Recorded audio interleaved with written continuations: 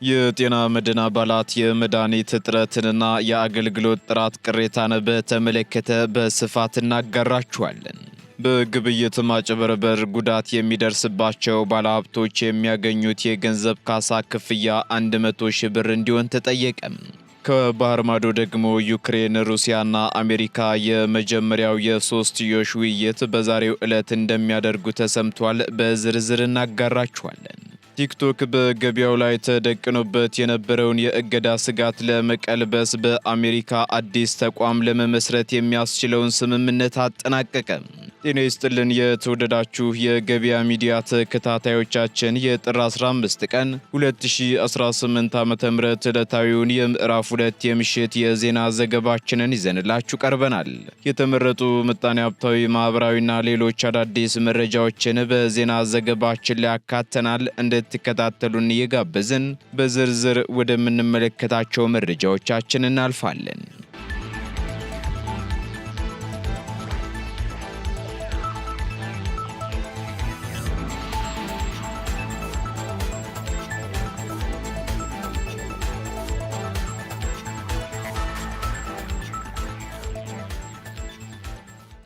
በደረሰ አሰቃቂ የትራፊክ አደጋ የሰዎች ሕይወት ማለፉ ተገለጸ።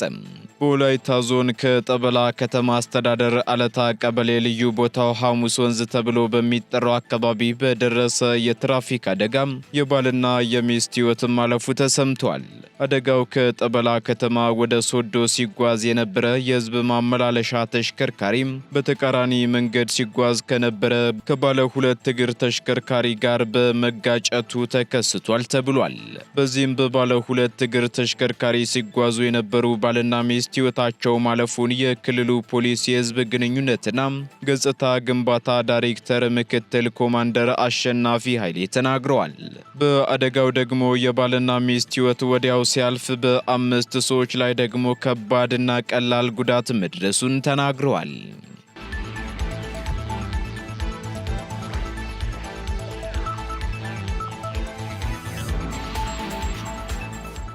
በግብይት ማጭበርበርና ሌሎች ምክንያቶች ጉዳት የሚደርስባቸው ባለሀብቶች የሚያገኙት የገንዘብ ካሳ ክፍያ 100 ሺህ ብር እንዲሆን ተጠየቀ።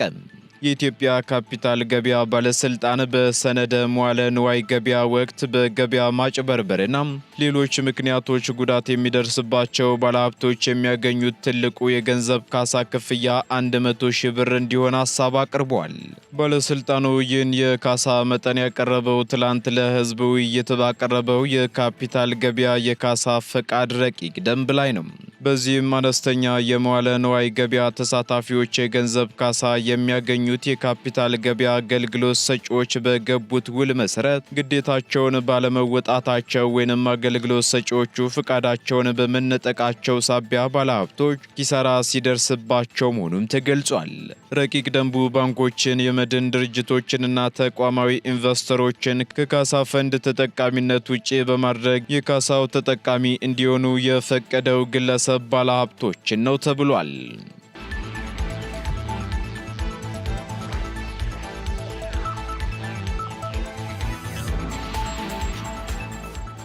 ቀጥለናል። ውድ ተከታታዮቻችን በስፋት ወደምንመለከተው መረጃ ስንሸጋገር በጤና ተቋማት የሚስተዋለውን የመድኃኒት እጥረትና የአገልግሎት ጥራት ቅሬታን በተመለከተም ተቋሙ ክፍተቶችን ለመሙላት ከመንግስት መድኃኒት ቤቶች ጋር ውል በመግባት አባላት መድኃኒት የሚያጡበትን እድል ለመቀነስ እየሰራ መሆኑ ተገልጿል። በተለይም አባላት በየአቅራቢያቸው በሚገኙ ተቋማት አገልግሎት እንዲያገኙ ቅድሚያ እንደሚሰጥና ከአቅም በላይ ለሆኑ ህመሞች ደግሞ በሪፈር ስርዓት እስከ ከፍተኛ ሆስፒታሎች ድረስ ታክመው ወጪያቸው የሚሸፈንበት አሰራር ተጠናክሮ እንደሚቀጥልም ተነግሯል። ሚሊዮን ሙሴ ተጨማሪውን ይዞታል። የጤና መድህን አባላት የመድኃኒት እጥረትና የአገልግሎት ጥራት ቅሬታን ለመፍታት እየሰራ መሆኑን አገልግሎቱ አስታወቀ።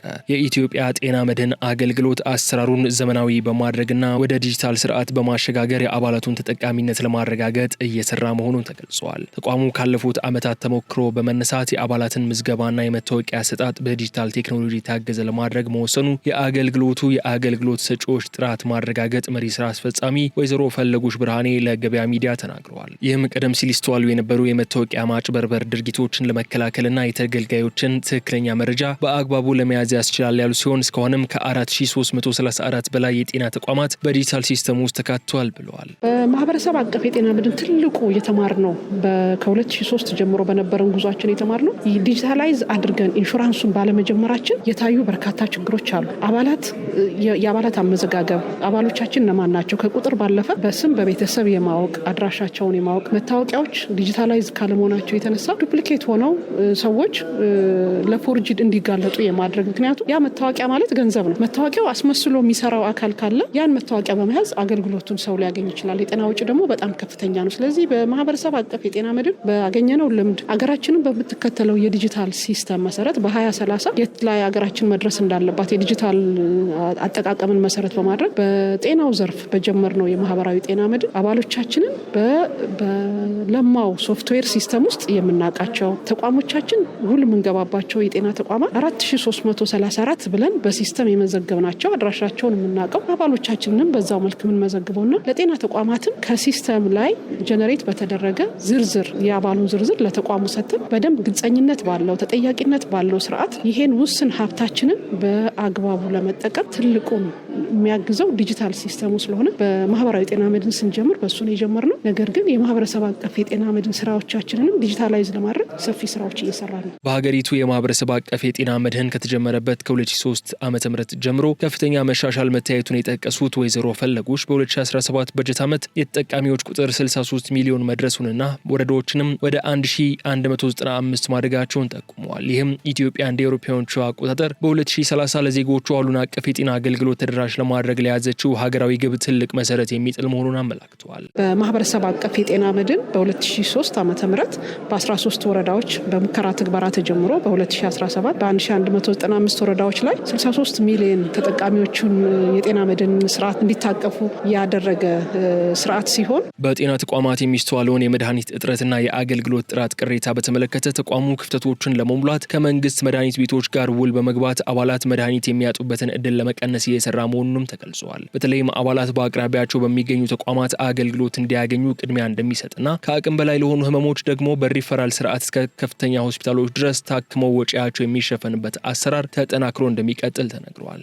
ጤና መድን ስርዓት አንድ ሰው ወደ ጤና መድን ስርዓት ውስጥ ሲገባ የጤና እክል ሲገጥመው ያለምንም የጤና ወጪ አገልግሎቱን እንዲያገኝ ለማስቻል ነው። ስለዚህ ውል የሚገባባቸው ጤና ተቋማት አሉ። ውል የሚገባባቸው ጤና ተቋማት አገልግሎቱን የተሟላ እንዲያደርጉ ነው በውል ስምምነታችን መሰረት ያለው ስምምነት እሱ ነው። ነገር ግን እንደሚታወቀው ማህበረሰቡ እንደሚያነሳው እኛም ሄደን እንደምናየው ጤና ተቋማት የተሟላ አገልግሎት እየሰጡ አይደሉም፣ በተለይ ከመድኃኒት አገልግሎት ጋር ተያይዞ። ስለዚህ እሱን ጎዶሎ ለመሙላት የኢትዮጵያ ጤና መድን አገልግሎት እና በክልልም በየደረጃው ያሉ አካላት ከመድኃኒት አገልግሎት ከሚሰጡ ተቋማት ጋር ውል በመግባት ማህበረሰቡ በጤና ተቋማት በመንግስት ጤና ተቋማት ያልተገኙ አገልግሎቶችን ከነ መድኃኒት ከሚሰጡ አገልግሎት እንዲያገኙ ለማስቻል ነው የሚደረገው። ነገር ግን የመጀመሪያው የሚፈለገው ጤና ተቋማቱ ሙሉ እንዲሆኑ ነው የሚፈለገው። ስለዚህ እሱን አማራጭም እየተጠቀምን ነው። አገልግሎቱ ሙሉ እንዲሆን የክትትልና የድጋፍ ስርዓቱ ውል በተገባባቸው ጤና ተቋማት እየተሰራ ነው ያለው። ለምሳሌ አንድ ሰው 4 መድኃኒት ታዞለት 3ቱን አግኝቶ አንደኛውን መድኃኒት ባያገኝ አንደኛውን ያላገኘውን ነው አላገኘሁም የሚለውና የተሟላ እንዲሆን እየሰራን ያለ ነው። የምንችለውን ሁሉ ነገር እያደረግን ነው የተሟላውን አገልግሎት እንዲያገኙ። ስለዚህ ሰፊ ስራዎች ከተቋማት ጋር ከአመራሮች ጋር ከሚመለከታቸው አካላት ጋር በመነጋገር ስራ እየተሰራ ነው ያለው። የመንግስት ድጋፍን በተመለከተ ዓመታዊ መዋጮ መክፈል ለማይችሉ አቅመ ደካማ ዜጎች መንግስት ሙሉ ወጪያቸውን እንደሚሸፍንና ለጠቅላላ የጤና መድህን ስርዓት ደግሞ የፌዴራል መንግስት 25 በመቶ የገንዘብ ድጎማ እንደሚያደርግ አብራርተዋል። የጤና መድህን አገልግሎት አባላት በየዓመቱ አባልነታቸው ማደስ እንዳለባቸው ያስታወሱት ወይዘሮ ፈለጉሽ በቀጣይም መደበኛ የኢኮኖሚ ዘርፍ ሰራተኞች በኢንሹራንስ ስርዓት ውስጥ እንዲታቀፉ የማድረግ ስራ በትኩረት እንደሚሰራ ከገበያ ሚዲያ ጋር በነበራቸው ቆይታ ገልጸዋል።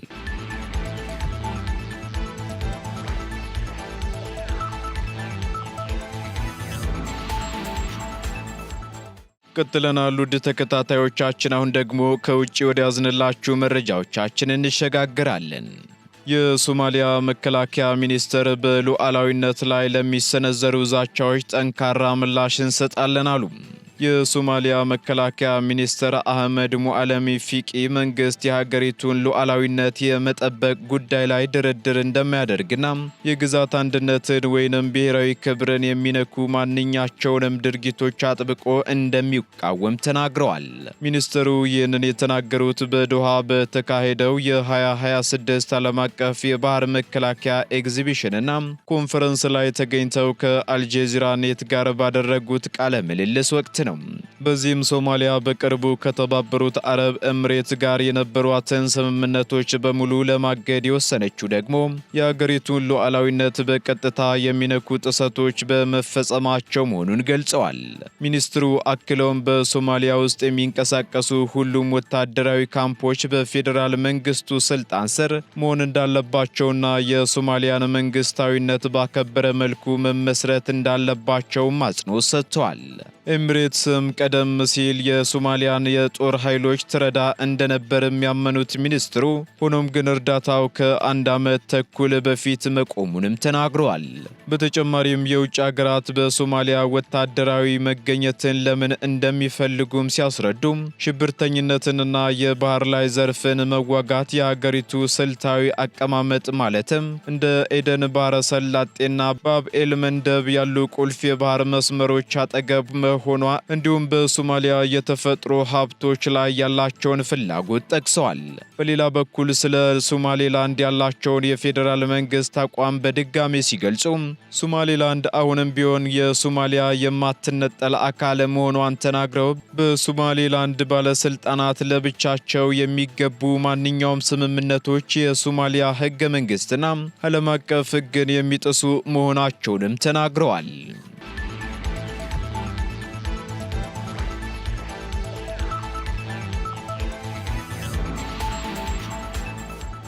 ቲክቶክ አዲስ የአሜሪካ ተቋም ለመመስረት የሚያስችለውን ስምምነት አጠናቀቀም። ቲክቶክ በአሜሪካ ገበያ ላይ ተደቅኖበት የነበረውን የእገዳ ስጋት ለመቀልበስ አዲስ የአሜሪካ ተቋም መመስረቱንና ከቻይናው ባይትዳንስ ቁጥጥር ነፃ መሆኑን በዛሬው ዕለት በይፋ አስታውቋል። ኩባንያው ባወጣው መግለጫ መሰረትም የአሜሪካ መንግስት ያቀረባቸውን የብሔራዊ ደህንነት መስፈርቶች ለማሟላት ሲባል አብዛኛው የኩባንያው ድርሻ በአሜሪካውያንና በዓለም አቀፍ ባለሀብቶች እጅ እንዲገባ ተደርጓልም ብሏል። ይህም ደግሞ ለረጅም ጊዜ ሲያከራክር የነበረውን የመረጃ ግላዊነትና የደህንነት ስጋት እልባት የሰጠ እርምጃ ተደርጎ ተወስዷል ነው የተባለው።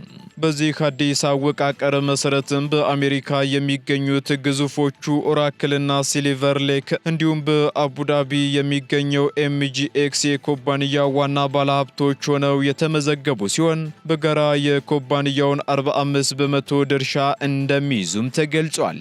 ቀሪው አብዛኛው ድርሻ ደግሞ በአሁኑ ወቅት በአሜሪካና በሌሎች ዓለም አቀፍ ባለሀብቶች እጅ እንዲሆን በመደረጉም የቲክቶክ የውሳኔ ሰጭነት ሚዛን ከቤጂንግ ወደ ዋሽንግተን ማዘንበሉም ተረጋግጧል። ይህ ስምምነት መተግበሪያው ሙሉ በሙሉ ሊታገድ ከሚችልበት አፋፍ እንዲመለስና በአሜሪካ መደበኛ ስራዎችን እንዲቀጥል አድርጎታልም ተብሏል። ቲክቶክ በአሜሪካ ውስጥ 200 ሚሊዮን የሚሆኑ ተጠቃሚዎችን በመያዝ ከፍተኛ ተከታይ ካላቸው የማህበራዊ ሚዲያ መድረኮች መካከል አንዱ ነው።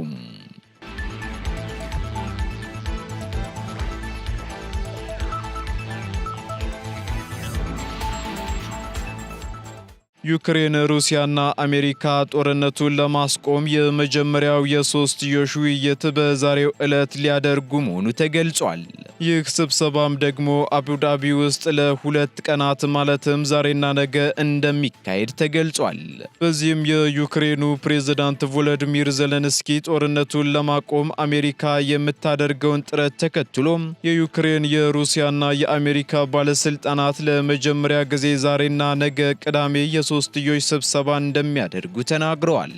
ዜሌንስኪ በዳቮስ ከአሜሪካው ፕሬዝዳንት ዶናልድ ትራምፕ ጋር ትናንት ከተወያዩ በኋላም ለዩክሬን የሚሰጡ የደህንነት ዋስትናዎች ተጠናቀዋልም ብለዋል። እንዲሁም ደግሞ ከጦርነቱ በኋላ ስላለው የኢኮኖሚ ማገገሚያ ስምምነት ያነሱት ዜሌንስኪ ይህ ስምምነት ቀደም ሲል ሞስኮን በእጁ ይደግፋል ተብሎ በታሰበው የአሜሪካ እቅድ ላይ ኬቭ ያቀረበችው የተሻሻለ ሀሳብ ዋና አካል መሆኑንም አንስተዋል። የአሜሪካው ፕሬዝዳንት ከዩክሬኑ አቻቸው ጋር ያደረጉትን ቆይታ ጥሩ ሲሉ የገለጹት ቢሆንም በሩሲያ የተጀመረውን ጦርነት የማቆም ጥረት ግን የቀጠለ ሂደት ነው ብለውታል። የሩሲያው ታስ የዜና ወኪል እንደዘገበው ከሆነ ደግሞ የአሜሪካው መልእክተኛ ስቲቭ ዊትኮቭ ከፕሬዝዳንት ቭላዲሚር ፑቲን ጋር ከተወያዩ በኋላ ስብሰባው እንደሚካሄድም አረጋግጧል። ዘገባው አክሎም በሩሲያ በኩል የክሬምሊን የውጭ ጉዳይ ፖሊሲ ረዳት ዩሪ ኡሻኮቭ እና የፕሬዝዳንቱ ልዩ መልእክተኛ ክሪል ዲሚትሪ በስብሰባው ላይ እንደሚገኙም አስታውቋል። ከዚህ ቀደም በሚያሚ ፍሎሪዳ ዝቅተኛ ደረጃ ባላቸው የሩሲያና የአሜሪካ ምክክሮች ላይ ሲሳተፉ የነበሩት የዋይት ሃውስ ከፍተኛ አማካሪም ለመጀመሪያ ጊዜ ከፑቲን ጋር በሚደረገው ንግግር ተገኝተዋል።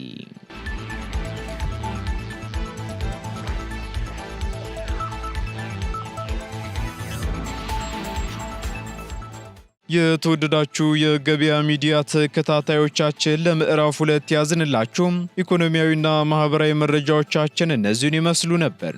አዳዲስ እንዲሁም ትኩስ ኢኮኖሚያዊና ማህበራዊ መረጃዎቻችንን ለማግኘት ታዲያም የገበያ ሚዲያን እንድትወዳጁ እንጋብዛለን። ሰናይ ጊዜን ተመኘን።